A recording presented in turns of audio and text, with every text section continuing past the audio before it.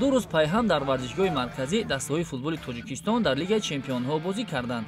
Аввал Истиқлол ва баъдан Равшан. Рақиби дастаи шаҳри Кӯлоб Трактор аз Эрон буд. Дар аввал мухлисони Равшан хеле хурсандӣ мекарданд, аммо ин хушҳолии онҳо то дақиқаи 26 идома кард, зеро Амир Ҳусайн Ҳусайнзода дар 7 дақиқа 2 гол зад ва таъби мухлисони Равшанро хира кард. ҳаводорони Трактор низ кам набуданд ва дастаашон хуб бозӣ мекарду мухлисонашон бошад шодию хурсандӣ.